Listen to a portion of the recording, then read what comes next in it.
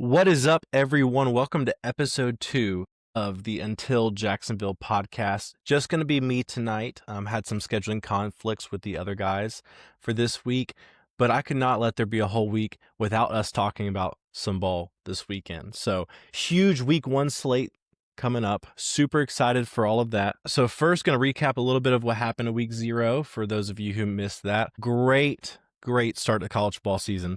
A lot of times, we see this week 0 game in Ireland ends up being Notre Dame and Navy, or couple lesser than programs, or one lesser than program, and it's a blowout and doesn't make for very entertaining football. Not very fun to watch.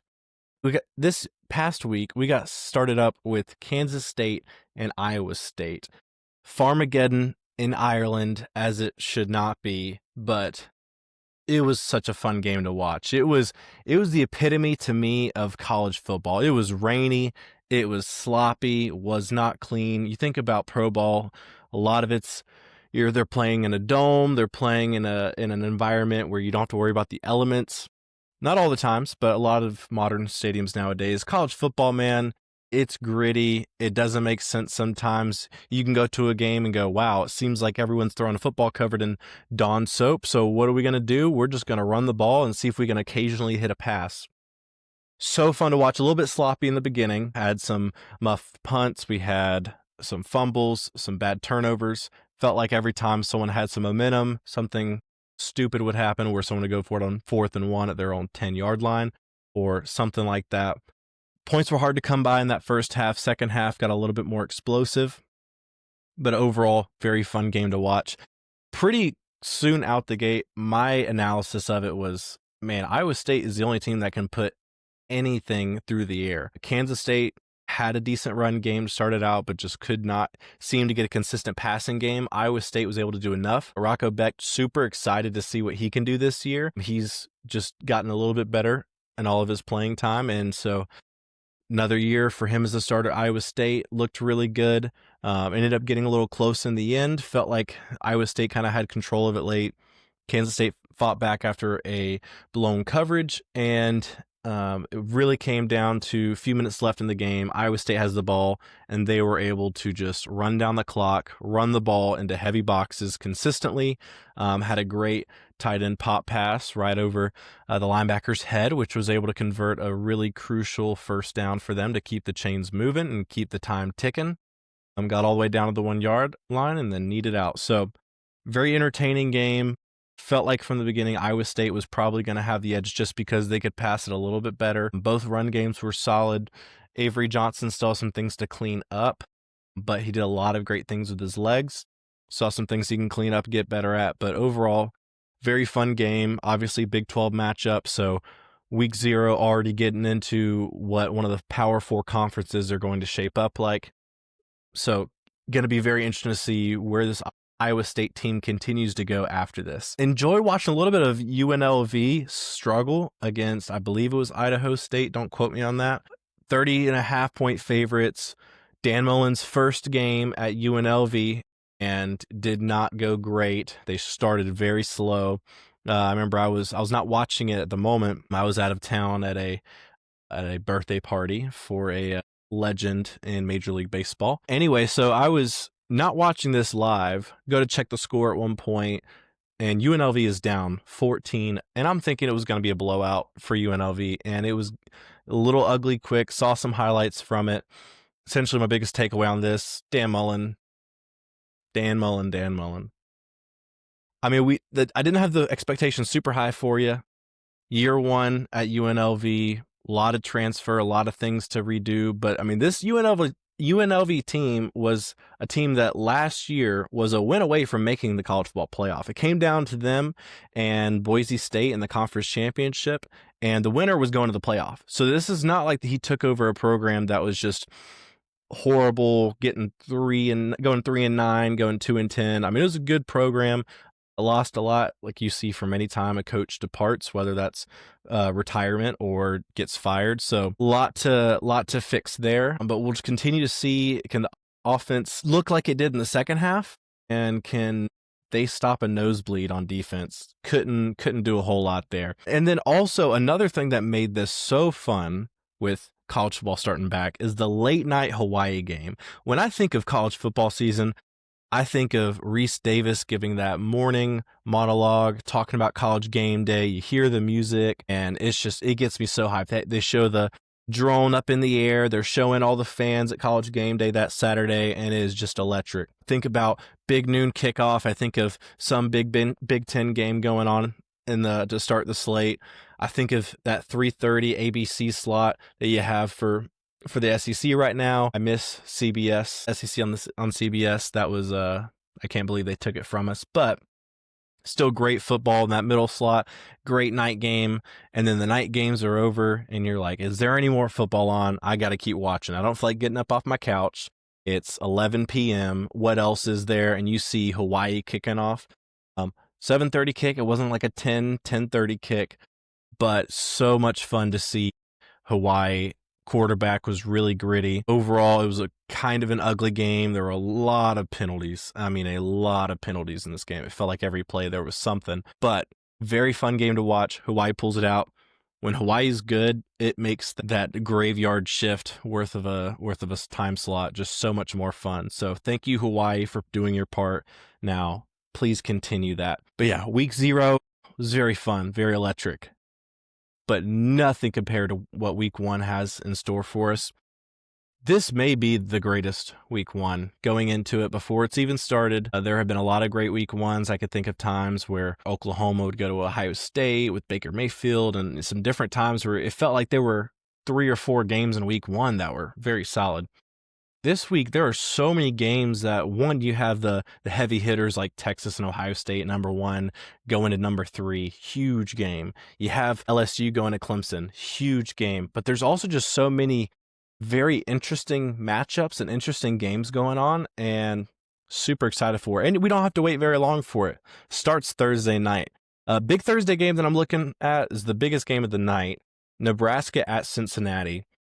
Cincinnati has not looked very good since Luke Fickell left them for Wisconsin. But honestly, a lot of my insight about this has nothing to do with Cincinnati. They've been pretty bad. But how does Nebraska look? Matt Rule, year 3 of everywhere that he's gone.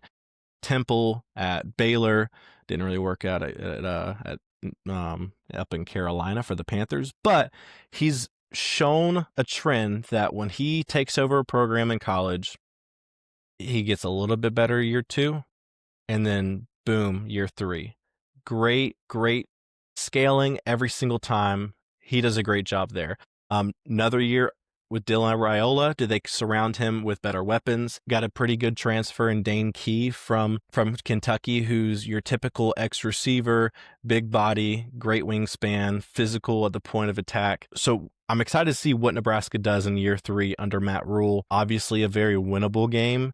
A lot of people think this is a team that could play in the playoffs potentially. I mean, they have a couple difficult games, but it's very, very manageable to see that they could go 10-2. You pull off an upset, who knows from there. So Nebraska looking, see if they can get 9 or 10 wins this year. So I think they'll win this game, but I want to see how good they look in that win. Very, very not like UNLV this past week. So how good do they look? Does it look like Dylan Raiola continues to go in the positive direction that he has? Had a great year 1. Let's see how he does year 2 as a starter. Friday night, man. The only bad thing about this is that we got 2 great games going on at once. I love it. I wish they were an hour apart or so you could split screen both games, and then once one wraps up, then you can just only watch the other. But at least we'll have a lot of action to watch at that 8 Eastern time slot. At Baylor, very intriguing. They're not a team that I follow a ton, but they got a lot of returning production. They're a team that a lot of people are thinking are going to contend in the Big 12. So, and they're the one hosting it. It's in Waco. We're not really sure what to think of Auburn in the SEC this year. They're one of these teams that if they went 5-7, you'd be like, I'm not really shocked. But also if they went 10-2, you'd say, I'm not really shocked by that either. So their team, probably the best wide receiving core in the SEC, if not right there towards the top. Have some great weapons. Have Jackson Arnold coming in from Oklahoma. Can he not turn the ball over like most Hugh Freeze quarterbacks do in that system? That's what we'll see. He did a lot of really good things with his legs, especially in that win over Alabama towards the end of the year. Didn't do a whole lot passing in that game. Did it just enough, but did a lot with his legs. And that's really what made the difference in that ball game. So, Auburn at Baylor, this really feels like a coin flip for me. Maybe I look stupid and one of these teams blows out the other. Maybe slightly leaning Baylor there, but just because of home. But Auburn at times in these types of games, sometimes they look like they are just spreading SEC dominance. Other times they feel like they just either squeak by or lose. I mean, against Cal, they barely squeaked by a couple years ago at Cal. Cal came to Jordan-Hare and got embarrassed and had a lot of interceptions and bad turnovers. So for me, Auburn looked good last year, but was just not clean. They had a lot of turnovers that really killed them. So let's see how that offense does. Do they take care of the football? Does Jackson Arnold make good decisions with all these RPOs in the system? We'll see. Feel pretty good about their defense as well. So that's going to be a fun game to watch. Super excited for that one. And at the same time, we have Georgia Tech at Colorado. Now, Georgia Tech has been trending past few years upward, have scared my dogs a couple times, really, especially last year on 8 overtimes in Athens. Very fun team, really great offensive coordinator, really good experienced quarterback. They got a lot to like.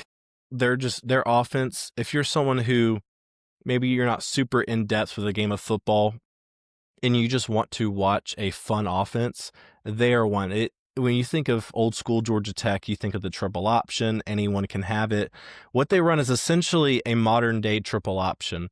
A lot of different motions of the receiver going from one side to the other pre-snap, which can give some different keys to the quarterback, let them know if they're in zone or man, which is crucial for quarterback. Also, you just never know if they're going to give it the jet sweep and the receiver running in motion. You don't know if it's going to come down to the quarterback handing the ball off, pitching it out, keeping it himself. So very fun offense to watch. And they're going up against Colorado in Boulder, Coach Prime, and going to just see how that team looks this year. Salter, Julian Juju Lewis, who's going to be the quarterback who starts the game, but if one guy starts, do they play the whole game, or at some point do they switch it out there? Another team kind of hit on last podcast. A lot of different transfers they depend on there. So not entirely sure what to expect there for Colorado, but Georgia Tech at Colorado is going to be a fun game to watch. And Georgia Tech's a team that a lot of people think could maybe contend in the ACC this year. The ACC is Clemson, and then who else is going to step up? Is it going to be a Miami? Is it going to be a Georgia Tech? Is it going to be a Louisville? A lot of great competition there. I'm sure I'm forgetting another team or two, but that's my point. Is it's Clemson, and then who else? We're waiting to see. So can Georgia Tech be that other team? Obviously not a conference game, but it's going to really either start their season with a flat tire or really propel them forward into conference play eventually. And I'm just going to go ahead and jump into the big game this week. Texas at Ohio State. Now for Texas, they ended the season last year in the Final Four, losing to Ohio State. No one seemed to be playing them close in that playoff besides Texas. They played really well. Had a screen pass, ended up being a huge explosion, had a scoop and score for a touchdown. Other than that, it was a very neck and neck game. So for Texas, you lose to Ohio State, your season's over. How do you start the very next season? Going to Ohio State. So for them, it's back to back with Ohio State. Ohio State just won the national championship. They were so dominant. Regular season, lost at Oregon, obviously, by a point. Got embarrassed at home by Michigan. But then they just went on a tear the rest of the playoff, pretty much besides this game. So obviously they lost a lot. They lost their quarterback. They lost Mbuka. They lost their running backs. They lost a lot of good players on defense. They still have the best wide receiver in the entire country in Jeremiah Smith. They still have the best safety in the country in Caleb Downs. So a lot still to be excited about there. And Julian Sayin, expect to be the quarterback, 5-star out of high school, went to Alabama for about a week or two. Then Saban retired, immediately hopped in the portal, went to Ohio State. So everyone's thinking he's going to be the starter. pushed out a couple really good guys. I haven't heard any buzz of really anyone else starting there. There's a battle going on, but it seems like it's Julian Sain's job. But gonna be super fun to see because really high ceiling there. We expect a lot from Julian Sain, but he hasn't played in college. He hasn't started in college yet. Similar with Arch Manning, where he started a couple games due to injury last year. Wasn't against great competition. Got in for a little bit against Georgia at one point in the middle of that game with trying to start some offense. Had a good rush. Other than that, didn't really do a whole lot against that defense. But Arch Manning, obviously, everyone thinks with the name, with the intangibles, with what he's put on tape so far, he's kind of expected to be that next quarterback in the SEC and really the country. Heisman favorite right now, expected to do. Oh, sorry, I had a lot of ice cream right before this watching TV with my wife, so I'm got a little bit of those burps from that. So please ignore that. And if I was good technologically, I would just edit this whole part out, but that is not my specialty. I just know how to hit record and hit stop. So that's all I know how to do there. But with Texas and Ohio State, Texas also has a lot coming back, but they also lost a lot. So excited to see if Wingo can be what he's supposed to be coming out of high school. He's going to be expected to be that number one receiver for them this year. Had CJ Baxter out all year last year. This is top running back coming out of high school. Everyone was excited what he was going to do last year. Had an injury before the season ever started. We never got to see him. Wisner also did really well last year, so that's going to be a great two-headed monster for him. So excited to see what Texas can do against Ohio State. But it feels like it's going to be one of those games where it's 31 and whoever makes the last bad mistake is going to be the loser. Super excited that we get this at noon too. This is a game that normally in most years without big noon kickoff, we'd have to wait all day on Saturday for this big buildup. But no, we're going to get to see a mascot head go on Lee Corso one more time before he retires. And then we are kicking off in the shoe. So excited for that ball game. Gonna be so much fun to watch. Just cannot iterate how excited I am to watch that football game. I don't really have a lean there. Not really sure who's gonna come out on top. Like I said, it's gonna be really close. I guess give me Ohio State probably just for home field advantage, but I think that's the only thing that really matters in this. I think this is gonna be a field goal type game, or definitely within one possession. Next game up, it's going to be happening at the same time as Texas Ohio State. So this game I think is going to be very overlooked. One of the more overlooked games I think on Saturday. Syracuse and Tennessee. Now this one, and I believe this one is a neutral site. I should have probably confirmed that before I even hit record. Yeah, Aflac kickoff in Atlanta, Georgia. I thought it was in Atlanta. A lot of games in Atlanta this weekend, so good day for the Atlantans going on. But Syracuse last year one under Fran Brown. Love Fran Brown. Big fan of his. Gritty football team. Had some transfers that really, really turned out well for him. Kyle McCord led the country in passing. Jackson Meeks was a great receiver from them, transfer from Georgia. But this is a team similar, as we've talked about with a couple other teams, kind of transfer portal dependent somewhat. Now, they did do some good things in recruiting, better, really good for Syracuse standards. Did they continue to build on last year? Obviously, they ended Miami's run towards the end of the year to officially knock them out of the really ACC contention as well as playoff contention. They had a pretty manageable schedule last year, ACC-wise. Missed a lot of the better teams. This year, it's kind of going to be the opposite. They got a lot more to worry about this year, but week one, playing against Tennessee, it's going to be a lot of fun to watch. I assume probably more Tennessee fans there, obviously due to proximity. And Tennessee has been a huge talking point this year. Everyone was so excited to see Nico play last year, and not even going to try to embarrass myself saying his last name. It's very hit or miss for me, and once I can't say it, then I'm not going to correct myself. But Nico last year was pretty subpar when you talk about how much money he was getting paid and the expectations that he had and everyone had for him going into the season. Obviously, all that happened in the offseason where he ended up going to UCLA. UCLA's quarterback, former App State quarterback last year, came on to Tennessee, Joey Aguilar. We expect him to be the starter. Again, that's one of those battles going on right now. Got a couple young guys behind him they're excited about. But Aguilar, this may be a little bit of a hot take, but I think they may upgrade. at quarterback. Just a little. Now, just hear me out. I know how that sounds. But Nico was not very impressive last year. Did really good things with his legs, which helped out your run game a lot. Had a big arm. People were worried about him stretching the field on you. But once the year kind of started going, people were realizing that he was not hitting those deep shots consistently. What made that offense for Tennessee elite back in, say, 2022 was Hendon Hooker was hitting all of those deep shots, because with that scheme, if you don't load the box, or if you do load the box, try to stop that run, you're going to have guys running down the field wide open. I specifically think of the Alabama game for Tennessee last year, which is the game they won, and it was a very close game. But in that game, I remember there's probably 4 or 5 deep shots where you had a wide receiver wide open, would have been a touchdown, and he just overthrew him or just missed. Doesn't really matter how strong your arm is if you keep overthrowing guys. Accuracy is very important in the position. And there were also times where as soon as the pocket started to break down, or maybe it didn't even break down because they were pretty bad in the beginning of the year, but got better towards the end. As soon as that first read wasn't open, he was looking to run. And there was times where guys were streaking downfield wide open, and he's not even looking for him because he's worried about getting sacked. For Aguilar, a little bit more of a baller, a little bit more of a gambler. Is he going to throw some interceptions this year? I think so. I think it's very likely.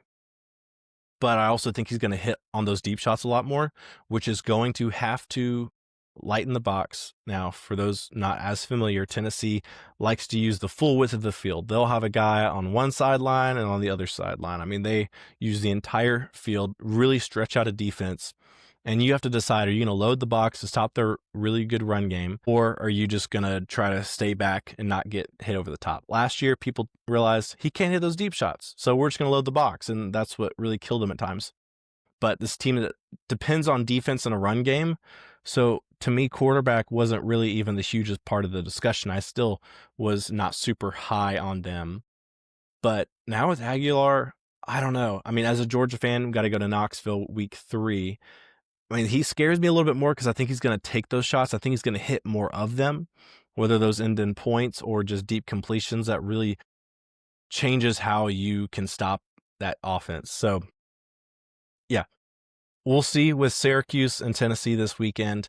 I think Tennessee will probably squeak it out. I do think they're still going to continue to have a good defense. I think they're going to be able to have a good run game, and I think they're able to hit enough of those deep shots. I think this is a team that probably not going to make the playoff again, probably not going to be quite in SEC contention, but I think they're going to be right in that tier just below where they're going to probably ruin a couple teams' seasons. I really hope it's not Georgia's season. Hopefully it's just Florida's season. But actually, I don't even know if they play this year, now that I think about it.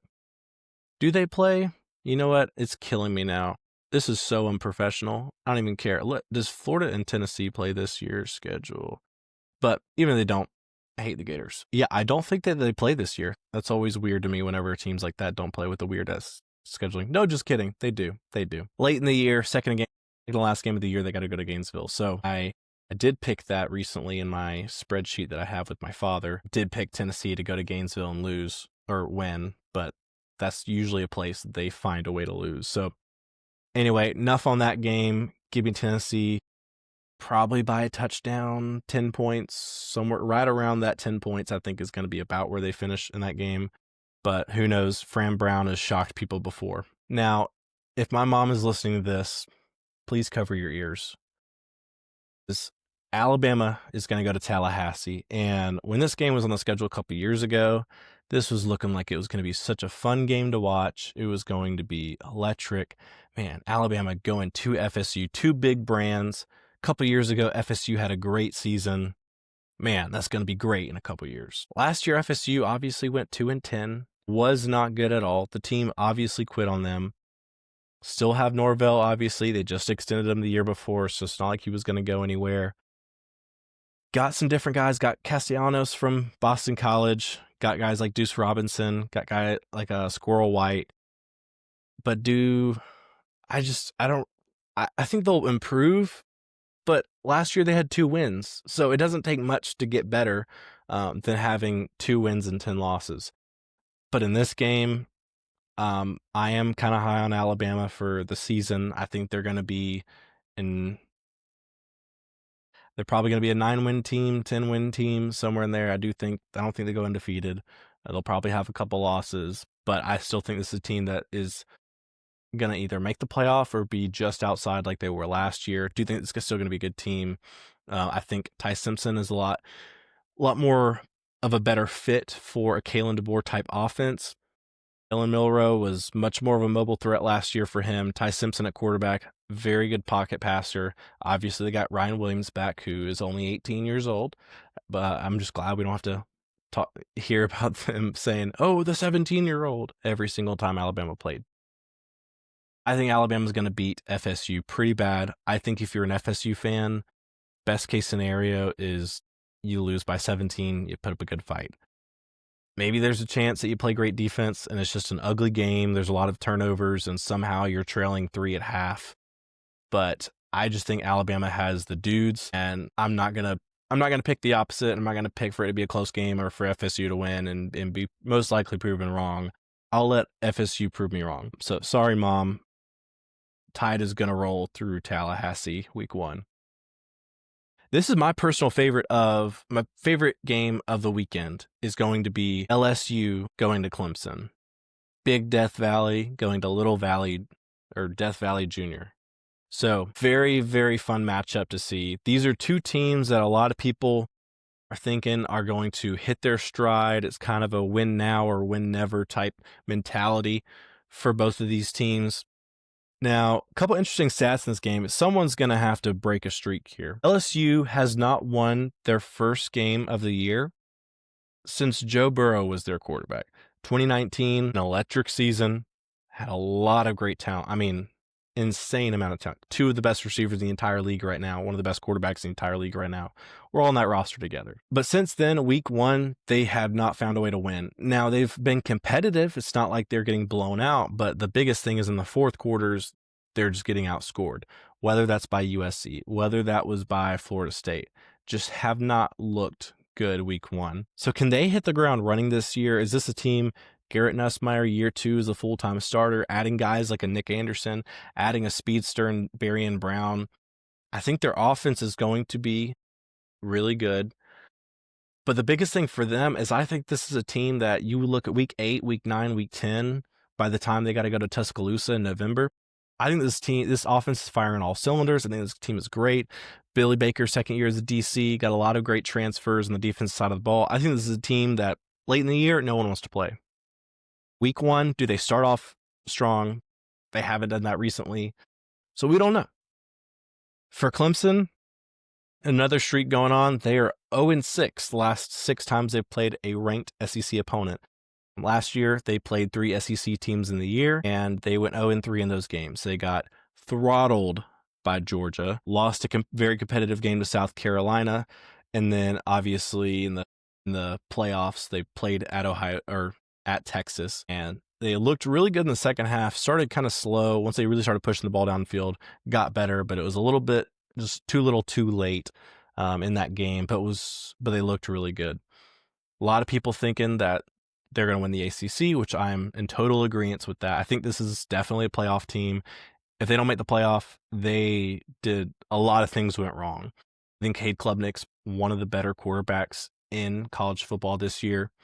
I think they're going to have a good run game. I think they have some great weapons on the outside, best that they've had since they had Trevor Lawrence on their roster. They were out there winning national championships. So you have improvements at wideout, some of the better defensive players in the country. Peter Woods is a freak on the defensive line. So a lot to be excited there, and home field advantage. As much as I joke about Little Death Valley, they do have a good home field environment. It is electric. Them running down the hill just gives me chill bumps just thinking about it. Gonna be such a fun game. This is the primetime game, 7:30 kickoff. This is the game I'm looking forward to the most, even though Ohio State, Texas is really big. This game, I think, is going to be just more fun. I think this is going to be probably a slow start, but once these offenses get rolling, I think that there's going to be a lot of points, a lot of yards, and I don't really know where I'm leaning with this game, whether it's Clemson, whether it's LSU. I mean, even while I'm talking right now, I'm kind of going back and forth in my head. I'll slightly lean Clemson. This is kind of a home field. I think they do just enough, But I think, like I said, LSU I think is going to be really good late in the year. Maybe they start a little bit slow. I could be 100% proven wrong. This is not a strong feeling. This is a 51-49% chance for me. This is 50-50 pretty much. Virginia Tech, South Carolina in Atlanta on Saturday. Oh, just kidding. On Sunday night. Interesting game to look at. South Carolina, everyone, I live in Columbia, so I hear from enough South Carolina fans. I know what the expectations are. Last year was great. Last year was the most fun they've had in a long time, probably since Spurrier was the coach. Really fun. They felt like they were robbed in the LSU game.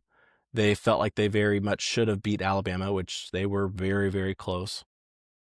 And they were 2 plays away from going 11-1, playing in the SEC championship against Texas. But that didn't happen. They went 9-3, missed the playoff, and felt like they were one of the hotter teams in college football, but had to be at home watching the playoff. Now, they didn't go out and prove it against Illinois in their bowl game, but I digress. But with South Carolina, you could make a very strong argument they have the best quarterback and the best offensive player and the best defensive player, the best quarterback and the best edge rusher in the entire SEC. Dylan Stewart was a freak as a true freshman last year. Really got after the passer. Had some good help on that D-line as well. I believe his name is Kennard, was really good last year as well. Now off to the NFL. I feel like the biggest thing for him is going to be, can another guy step up in those shoes, take some of the attention off of Dylan Stewart, because if a defense only really fears one edge rusher, it's going to be a lot easier to stop or at least slow him down. But if another guy or two can step up and really take the attention off of him, that's going to be huge. Lenore Sellers for Heisman, baby. He's going to be a Heisman contender this year. I believe, a lot of people believe, was a great dual threat last year. In every game that you watched, you could see the improvement. Early in the year against Old Dominion, you're thinking, this is going to be a bad football team. Lenoris does not look as he was promised. 3-star out of, I believe, Florence, South Carolina. Came in as true freshman, redshirted, and Spencer Rattler was still on roster. Everyone just kept talking about, just wait until you see this freshman. Just wait until you see this other guy. Wait until you see 16. Wait until you see the goggles. And looked great last year, continued to improve throughout the year.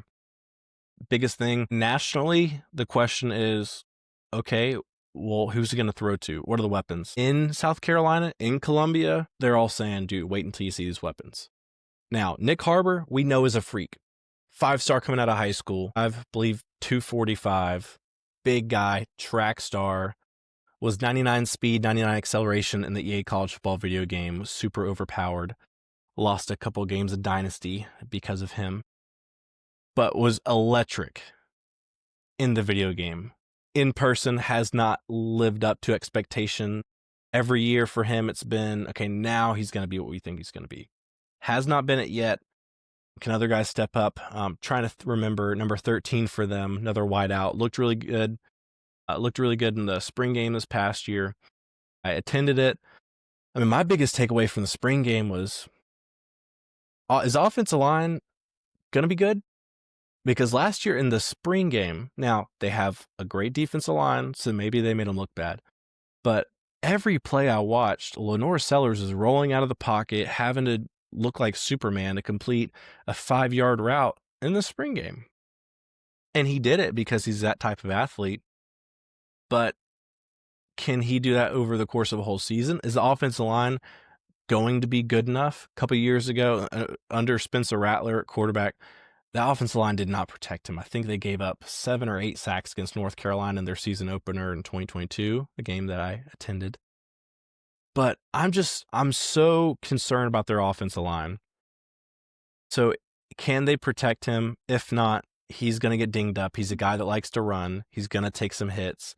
If the offensive line's not going to be good, then he's going to take even more hits, which is really going to hurt him both physically and with his stats, with him being able to be on the field. Even that LSU game that they very much could have won last year, he got dinged up towards the end of the first half, came back in, and just wasn't at 100%. So they need to keep that guy healthy if they're looking to make a playoff run this year.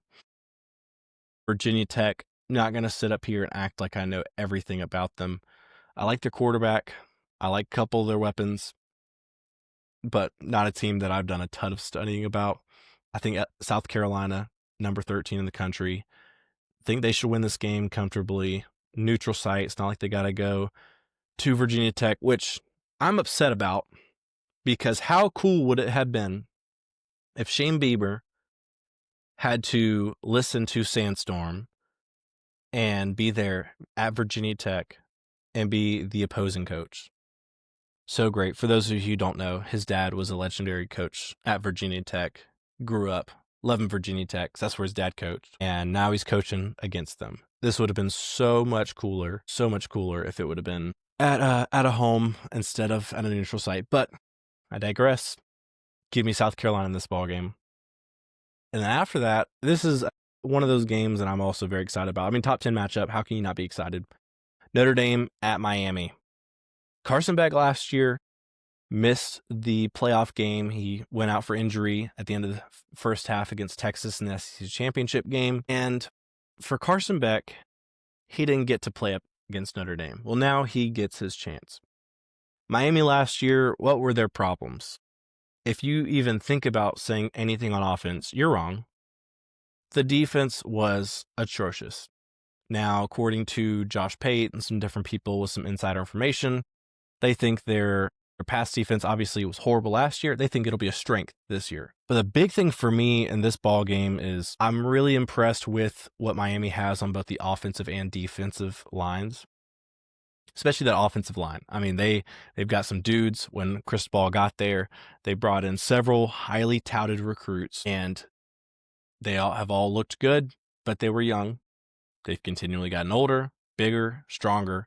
Can they protect Carson Beck? Now, he obviously had an injury on his elbow, missed a lot of time, couldn't throw with the guys. Couple months he's been able to. Is he back 100%? Can they keep him healthy?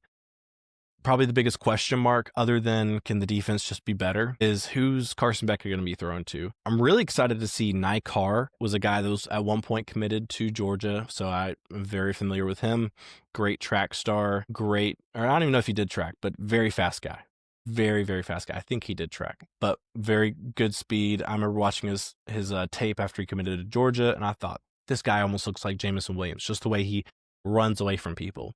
And did he play against bad competition? Absolutely not. He played with the Colquitt County Packers down in South Georgia, probably the toughest region in the state of Georgia, and I stand on that. So anyway, who's going to be thrown to? A lot of talented guys, but they're all very young.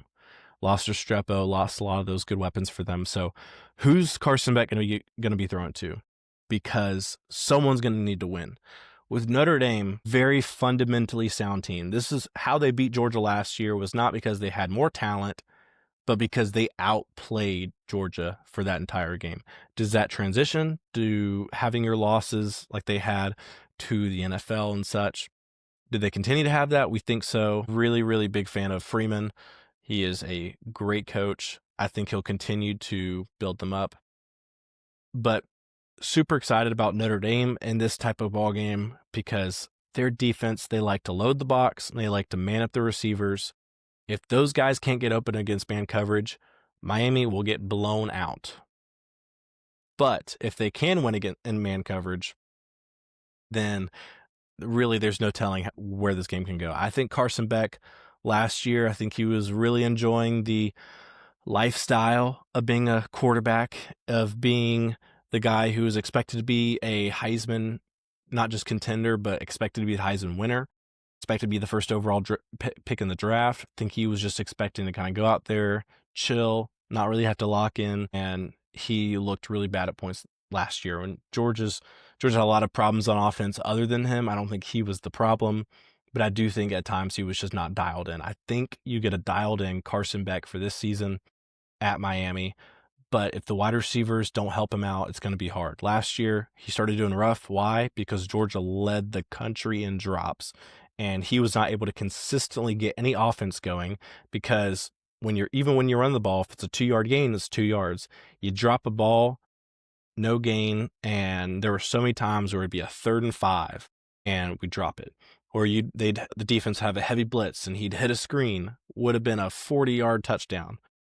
but Guy just drops it, goes right through his hands. So that's going to be the key matchup for me in this ball game, is going to be the Miami receivers against that secondary for Notre Dame, because they're going to load the box. They got some dudes in that box. So I don't think you can just lean on them and run. They're going to need to be able to do some things passing. But if they can't get open, Carson Beck's not going to be able to do anything. And it's not a guy that can just extend plays with his legs. So in that ball game, I don't know. I don't really have a strong feel for it. A few years ago, 2017, Notre Dame went down, and that humidity was just too much from Notre Dame. They got destroyed by Miami. I don't know. This is another game that, as I'm talking about it, I kind of keep in my head going back and forth with who I think is going to win this ball game. Maybe should have done some more prep on making my picks instead of doing some of these in the moment. I think, you know what? I was just about to say Notre Dame. Give me Miami in this. I think that the lines of scrimmage are going to be very good. As much as I just talked about Miami needing to prove that they could move the ball and win in man coverage, we don't really know what's going on with Notre Dame. We know about Jeremiah Love. It's great running back last year. We got CJ Carr starting at quarterback, which I haven't really seen from him yet. Young, high upside, gonna be good, we think. But again, one of these guys that we just don't know until we see it. So I'm slightly leaning Miami here just because I really like their lines of scrimmage. I think their defense takes a step. That's solely based off of some national people talking about how Miami's going to be better on defense, but I could be completely wrong there. I think if it does end up being a game where first 1 to 20 points wins, I think I like Miami's offense just a little bit more. And I mean, we'll see with Notre Dame. But even then, I mean, Jeremiah Love, as good as he's been a guy who is not getting 20, 30 carries a game. They usually give him somewhere in that 15-ish range most games. And he's explosive in those. But if that front seven for Miami can limit the run, I just don't trust my Notre Dame to move the ball a ton. So we'll see. We'll see there. I mean, even against last year, they had even better offense. They had Riley Leonard, a very good, experienced quarterback. But they got a kickoff return for a touchdown and a fumble that got them ball right at the probably 15, 20-yard line, and they punched it in right after that. Other than that, their offense didn't do a lot against Georgia that year. So with here, I mean, obviously it's hard to say year to year, but I think Miami probably squeaks out the win at home. Maybe that humidity is just too much for the Fighting Irish. So we move to Monday night, Labor Day night, and no one's ranked in this matchup.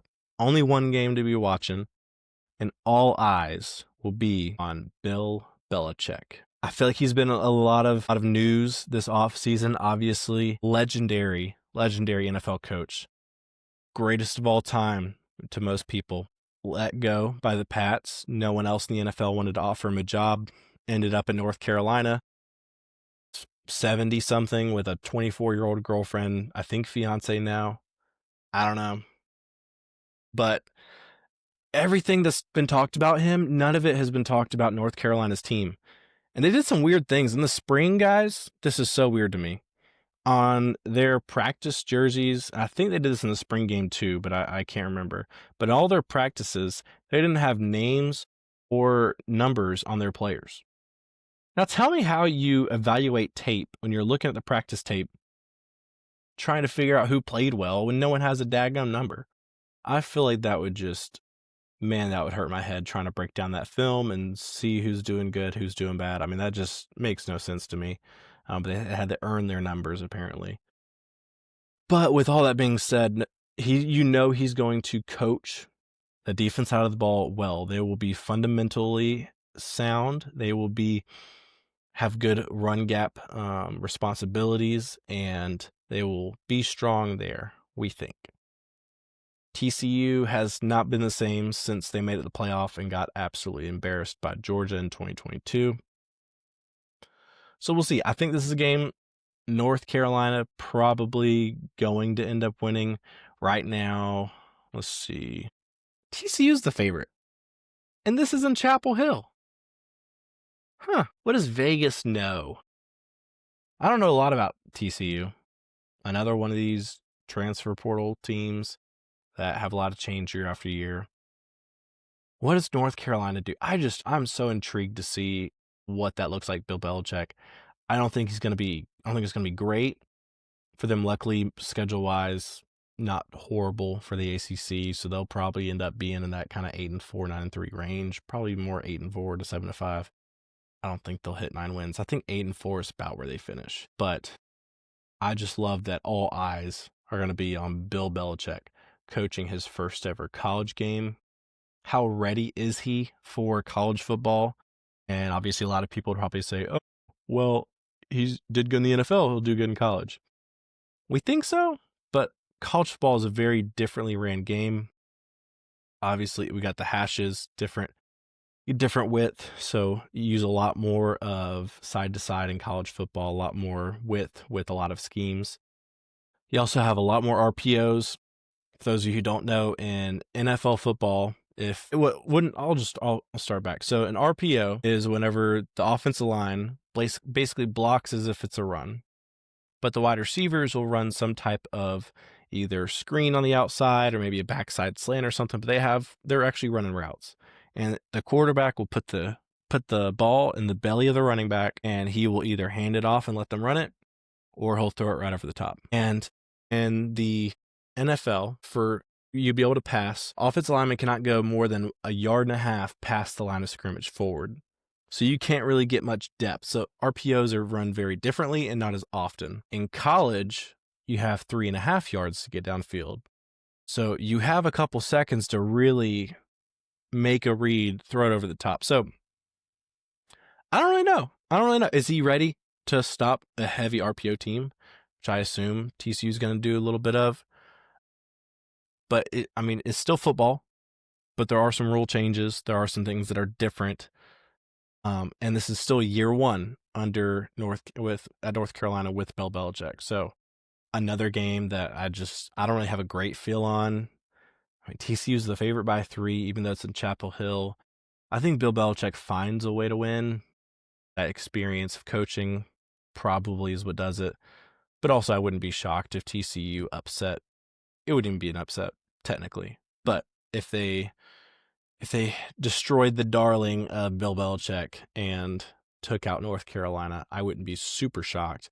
But not a game that I feel super confident on, and I'm not going to talk about as if I know every single detail about this game. But I can promise you this, I'm going to be on my couch that night watching that game. So kind of a quick little recap. Going to be a great slate from Thursday night to Monday night. College football is here. This is the one weekend where the NFL lets college football do our own thing, lets us have the whole weekend, Thursday to Monday. Everything's about college football. It's going to be electric, going to be so fun to see. Favorite games, probably going to be LSU Clemson. I think that's going to be the most entertaining game, probably the most exciting. But there are several games on here that I just cannot wait to see. And I was kind of trying to look at what I think would be an upset here, maybe a ranked team getting upset. My 2 picks, I think that would be the case, that are most likely to be upset, is probably a Syracuse defeating Tennessee or Virginia Tech beating South Carolina.